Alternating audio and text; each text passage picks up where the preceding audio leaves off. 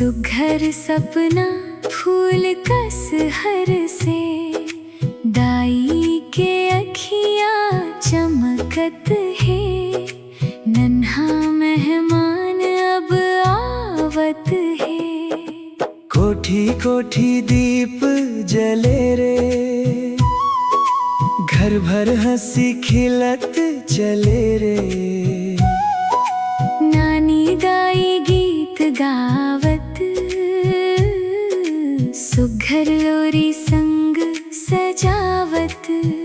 माया के डोरी बंध गया आज, भगवान दे सुख के साज।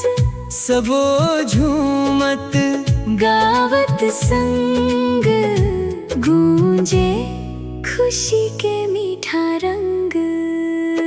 आवत है नन्हा मेहमान, लेके खुशी हजार। माया के झूला झूलही, भर जाही घर दुआर। लाला होवैया लाली, दुहिया आँखी के तारा। सुख समृद्धि संग ले आवे, भाग खुलही सारा।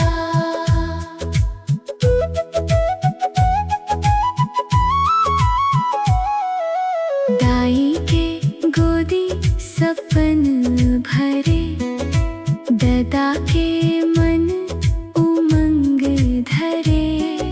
नानी कहे कहानी प्यारी, सुन मुस्काही दुनिया सारी। चंदा जैसन मुस्कान होवे, सूरज जैसन पहचान होवे।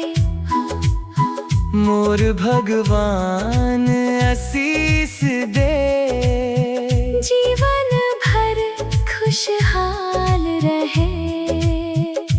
थाली बाजे फूल बरसे, मंगल गीत सबे मिल गावे।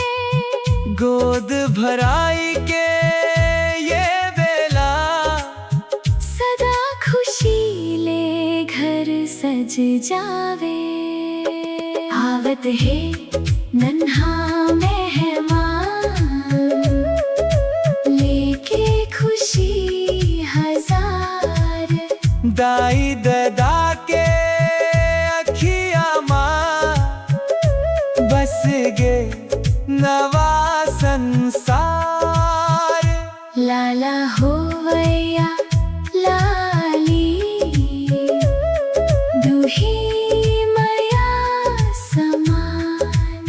जय जय गूंजे आंगन भर, आवत है नन्हा मेहमान।